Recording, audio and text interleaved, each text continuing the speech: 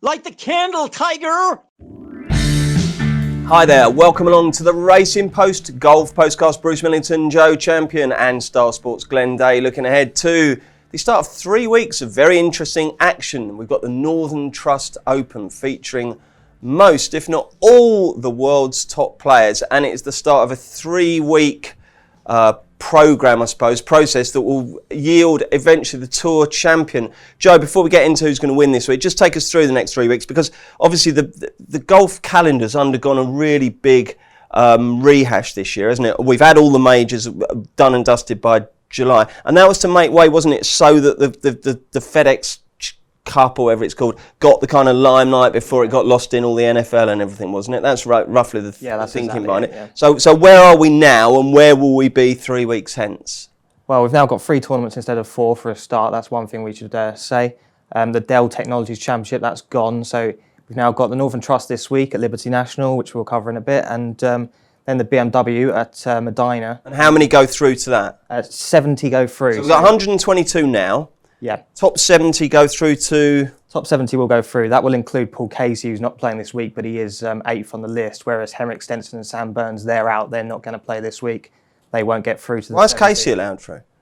Casey's 8th, so you don't have to play every week if you don't want to. Oh, God. I'm confused already, and it gets worse, doesn't it? So what happens when we get to the Tour Championship? Now, this might be chaos. The new format sees the leader of the FedEx Cup standings after the BMW. They'll start the tournament at 10 under. The guy in second starts at 8 under, third 7 under, fourth 6 under, fifth at 5 under, and then from then on it's staggered. So 6th to 10th will be 4 under, and so on from. Okay, I get that, because what they're trying to escape is a situation where the person who wins the last tournament gets all the money, and they may have been lurking, right on the bubble. As Justin Rose did last year. Okay, but Glenn, this has the potential to cause absolute bloody carnage, doesn't it? Because what we're basically saying is that for the Tour Championship in 2 weeks' time, 30 runners are in it, but they'll all have different starts. So, presumably the official PGA leaderboard will take those into account, but punters actually just want to bet on the player that shoots the lowest 72-hole score. So I'm not really looking forward to this one. It could be a little bit confusing, couldn't it? Yeah, definitely. Very messy. But, I mean, as you look at the leaderboard on a Sunday, you just need another column next to it with that already taken into account. Obviously, one tournament, one FedEx would solve everything. What if they don't provide that, Glenn, which I'm not sure they will? Yeah. No, but that will be the way. I mean, obviously, we're looking at it from a betting perspective as well. They won't, obviously. So, yeah, I mean, who knows what they're going to come up with. We'll find out in 2 weeks' time. In play, would you expect to be betting the winner of the tournament or the winner of the FedEx Cup? The winner of the tournament, because they can be messy, and the changes, and then how the players are going to approach it, depending on where they are in the tournament with the handicap, if you like. It does make for a very messy scenario. Yeah, so you could actually have a guy winning the tournament who on the leaderboard is kind of 4th or 5th. I guess the bookmakers' websites will all have to be very good at updating their leaderboards to be kind of net, if you like, or gross rather than net, so not taking into account the head starts. Anyway, we've got no such confusion this week. We've got a fantastic tournament. Before we look ahead to this one, though, quick recap on what we had last week. It's the Wyndham Championship. Poor old Steve was looking for back-to-back wins, but Webb Simpson got off to a terrible start on Sunday. Couldn't quite get there and failed by 1-2. A guy who you've been putting up a bit, Joe, a couple of times when you've been on the Postcast, and it's JT Poston. Got it done in very calm fashion, didn't he? Yeah, very good player, I think, and he's been, seen glimpses of form here and there that suggested that he was someone who had the ability to win on the PGA Tour, and great final round to just blow them all away, really. And Did you back him? Catch him? I didn't, unfortunately. Come on, Joe, you've been backing him all year. No, I backed Webb Simpson, obviously. That was my only bet last week, and I thought he was going to win going into the final round. He looked all over it, and then Poxy start, wasn't it? Back-to-back bogeys, absolute nightmare from Webb. He's surely going to win something soon, but he just can't seem to get over the line at the moment. Always nice, isn't it, when they get themselves out of contention and then come with a wet sun and lose by 1 just to rub it in. Happens all the time, doesn't it? It does. I guess JT Poston beating Webb Simpson would have been a lot better for Star Sports and the rest of the betting industry than Webb Simpson beating JT Poston, wouldn't it, Glenn? Yeah, definitely. I was going to say last week, it seemed like every third bet was for Webb Simpson. That was before Steve put him up. So If he got over the line, it would have been a disastrous result. One thing you didn't mention there, though, Joe, obviously Poston winning bogey-free for the tournament. Yeah. First time anyone's done that for 46 years, I think. Wasn't it? Lee Trevino back in the day, yeah, before we were all born. Have you? Well, not quite. Have you put JT? I'm sure JT Poston's been on your radar a couple of times as well, Glenn, hasn't he? I don't think I've mentioned him on here, but yeah, he's been on the radar. But very inconsistent. You only let yourself have 8 selections last week, didn't you? You can't tip them all, can you, mate? I got to squeeze another one in. I know. Who was the best of the 8? Well, Victor Hovland. Even though I put him in at 7, I had to include him. He played the best. He's the player for me to take out the tournament again. I mean, he's really good, isn't he? Really he's good. Got everything. Literally got everything. I was a little bit, still a little bit unsure with his short putting. Perhaps from inside 5 feet, it looks a little bit iffy. Whether they're for birdies or pars, but everything else, his long game's fantastic. And I mean, if he doesn't win in the next 6 months, I'll be absolutely amazed. Seems like a nice bloke as well, doesn't it? It just, when you see his interviews, smile. He's not one of these serious, horrible, robotic sense of entitlement golfers you get these days. I like the look of him. Very happy in the Butler cabin at the Masters, didn't he? He was chatting away. Damn right. He's going to go to the Corn Ferry Tour finals next week. What is the Corn Ferry Tour? It's Webb.com. Oh, is it? Yeah. Webb.com have pulled out? Yeah. What's Corn Ferry? Is it? It's a big finance company. Is it? It's not an actual ferry that chugs along. No. Yeah, but he's going to go off probably a short price to win the first of their playoff events next week. He only needs to finish in the top 25 in the playoffs money list to get his PGA Tour card next year. Well, let's hope he does, because he looks really good. And talking of smiley, happy people, the Japanese girl who won the British Open she was brilliant. Did you watch any of that? I saw a bit of that. Yeah. Oh, it was brilliant. It was absolutely superb. She's come from nowhere and she's nailed this. I mean, her putt to win it on 18 was ridiculous. She's hit it so hard. If it hadn't gone in, it would have de-greened and she would have blown it. But afterwards, Sarah Sturck's interviewing her via the interpreter, and she's asking all questions and he's translating and she's coming out with all these normal answers. And then she says, how are you feeling now? And she sort of says something to the interpreter, and the interpreter very solemnly says, I was nervous when I was playing, but I'm even more nervous now, and I'm just trying not to vomit. It was brilliant. Came out of nowhere. It was good, that, wasn't it? More of that rather than these robots. Absolutely. What price was she, Glenn?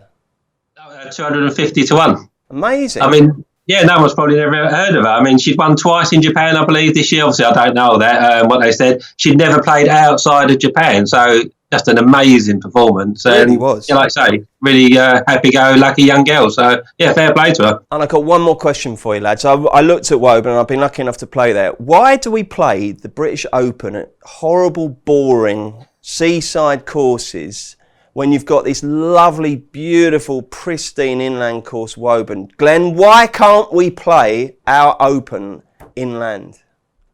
No idea, but we've got this thing now everywhere, like this week as well, where they want to take these events all over the place. They don't seem to stay necessarily in the same place. I know this one stays in the New York, New Jersey area, but they go around 3 or 4 different courses, and that seems to be the same thing with us, doesn't it? Obviously, the Open. It's always a link. Why does it need to be? It's always a link, but they move it up and down.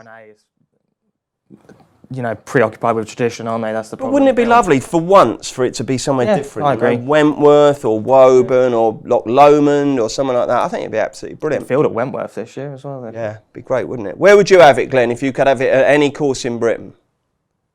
That's a toughie. Blimey, you've really blown me away there. Not that hard. Just think of a nice golf course. Yeah, there's so many good courses. I'm not a fan of. I mean, some people say St Andrews, the home and golf, but I don't like St Andrews because it's generally too easy. So they're all the same. They're all the same, mate. They're all the same. Get them in, man. Right. Anyway, enough of that. Let's look ahead to the Northern Trust Open. Takes place at Liberty National Jersey Golf Club on the banks of the River Hudson.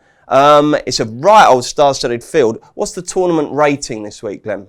Not surprisingly, a 9. I mean, it's probably stronger than a major, in all honesty. I mean, you get all those qualifiers for the US Open, the PGA. All these guys have earned the right to be there through what they've achieved on the tour this year. So probably stronger than a major, with the exception of a couple of guys. Absolutely. Right then, what's the latest betting from Star Sports, Glenn? Right, we've got 8 to 1 Brooks Koepka, 11 to 1 Rory McIlroy, 16 to 1 Dustin Johnson and John Rahm, 18 to 1 Justin Thomas, 20 to 1 Justin Rose, 22 to 1 Patrick Cantlay, 25 to 1 Ricky Fowler, Tiger Woods, Tommy Fleetwood and Webb Simpson, and 28 to 1 Xander Schauffele. Joe, what sort of test is it?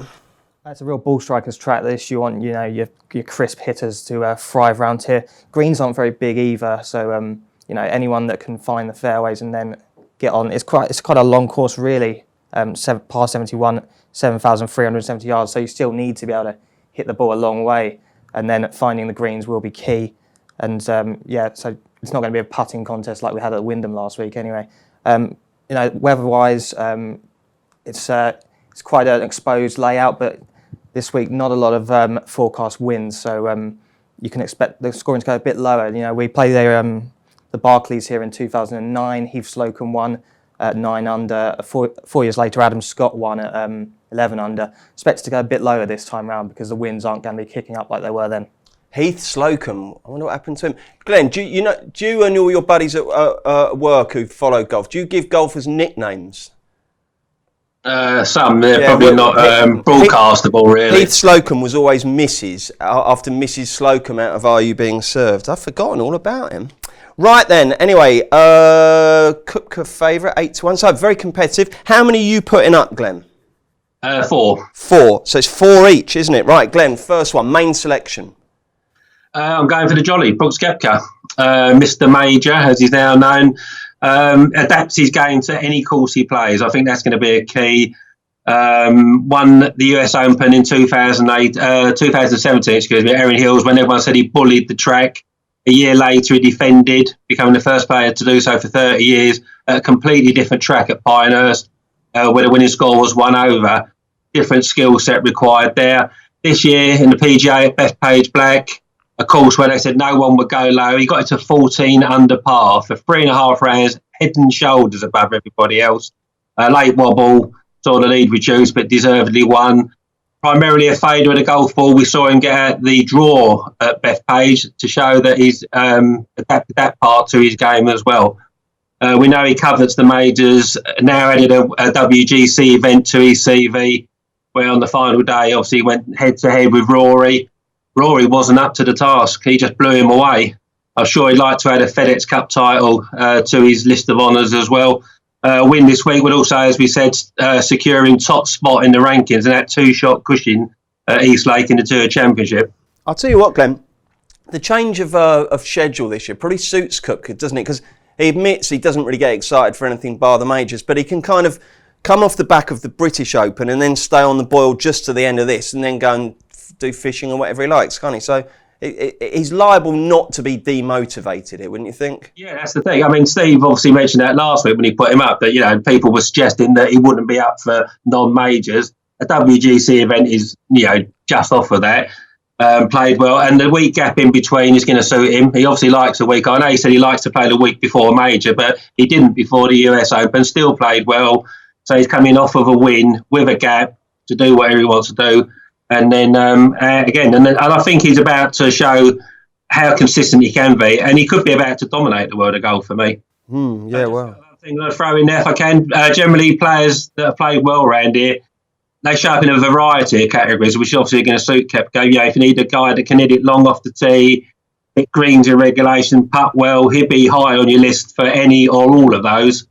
Obviously, figures very highly in all the stats this year. The tee to green.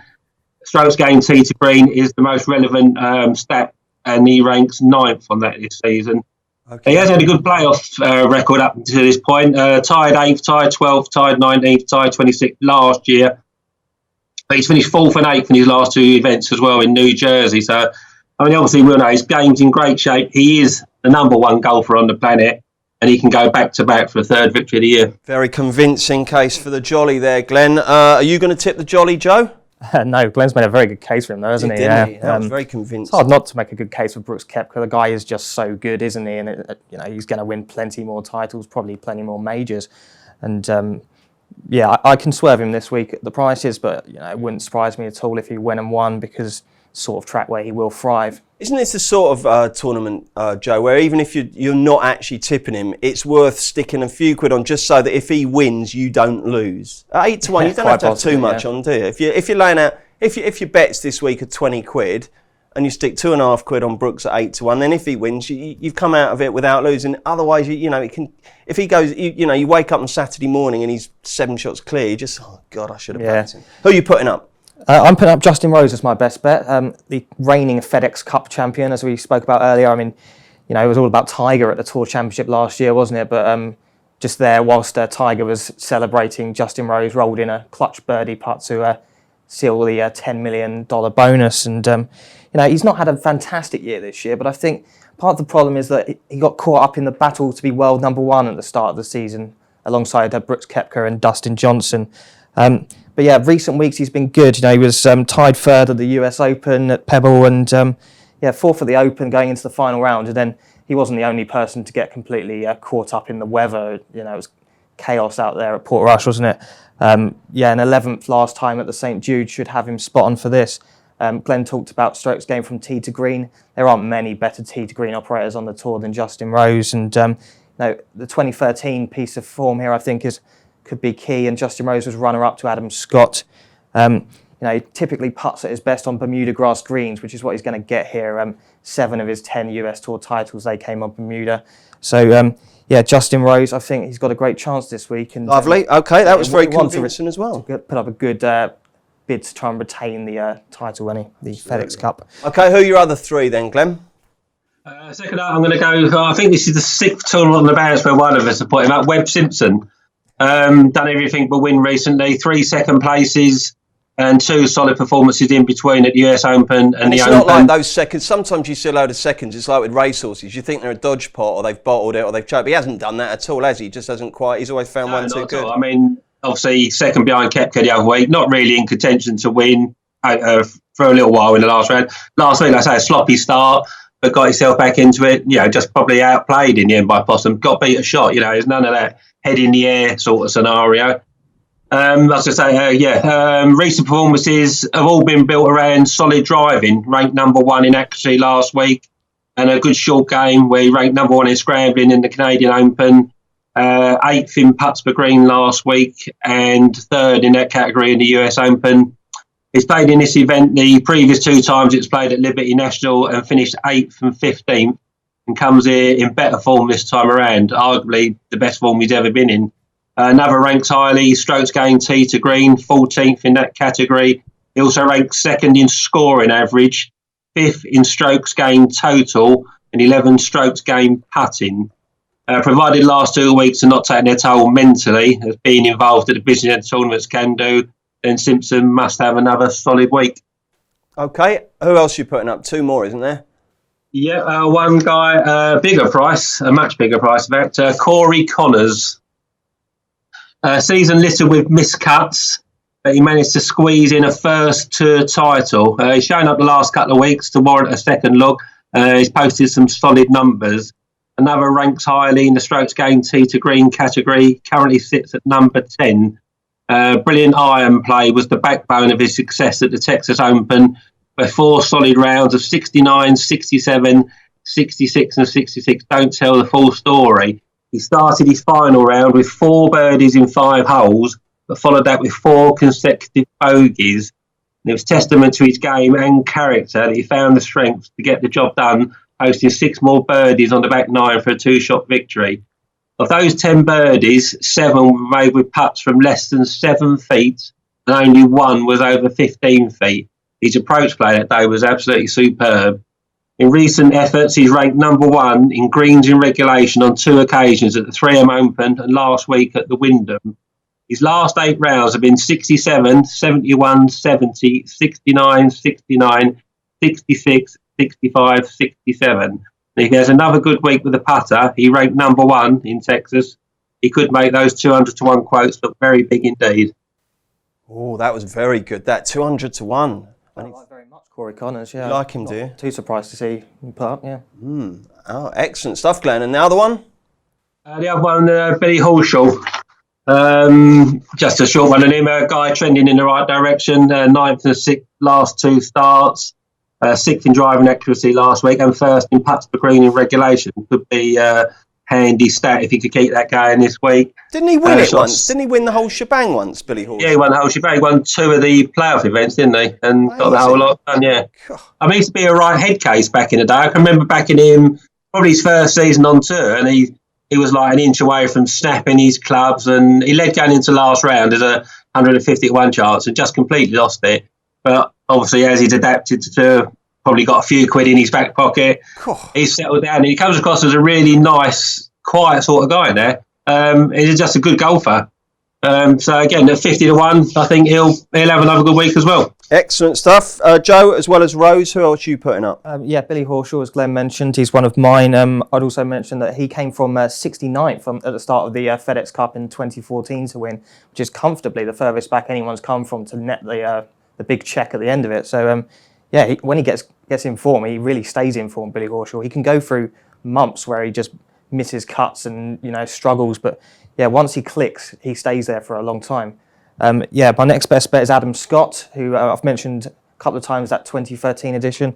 He was the winner of that. The same year he won the Masters, and he's still one of the best ball strikers on the PGA Tour. He's been through his problems with the putter. We all know that, but he's an absolute class act, isn't he? And it's been 3 years since he won a title. But that's a worry for me. It is a worry, but I don't think Adam Scott has too many problems closing it out if he gets into contention. It's just he's got to get there and stay there. I suppose his career had that hiccup, didn't it, with the old anchored putter? Yeah, he's not the only person to fall foul of that rule and to learn to re-putt. It's the right rule because it just looked ridiculous. These guys coming out with those putters, but he's played well this year. He's had 6 top 10 finishes from just 15 starts on the tour, and he's finished 8th at Bethpage at the US PGA, so just down the road in New York. 2nd at Memorial and 7th at the US Open, so that's good form. Not so good recently, missed the cut at the Open, but and 40th at the WGC. We can forgive him that though. He finished with a 67, which is a positive closing effort. And Liberty National staged the 2017 President's Cup as well. And Glenn's waxed lyrical about Brooks Koepka. He took him down 3 and 2 in the singles that day on the Sunday. So. Clearly likes the track, and we've talked about strokes gained tee to green. He ranks 7th in that. He's a class ball striker. Adam Scott definitely has a shout. And one more. And the last one's Gary Woodland. US Open champion. He was fantastic at Pebble Beach, and he's got Brooks Koepka in his wing mirror, and he didn't flinch. I've always had Woodland down as a bit of a dodgy closer, but he just wasn't coming back to the field.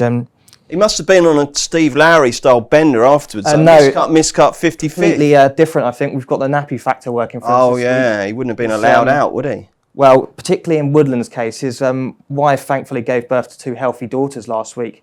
He spoke about how the last few weeks have been a nightmare for him. US Open champion, he should be on cloud 9 really, but he's spent weeks and weeks worrying because when his first son was born, there were serious complications when he came along, and I think his wife miscarried shortly after that as well. So, there's been a lot on his mind, and he described himself this week as feeling 100 pounds lighter with that weight taken off of him. Oh, that's good. Yeah, great guy, Gary Woodland. And he does seem nice, doesn't he? Yeah.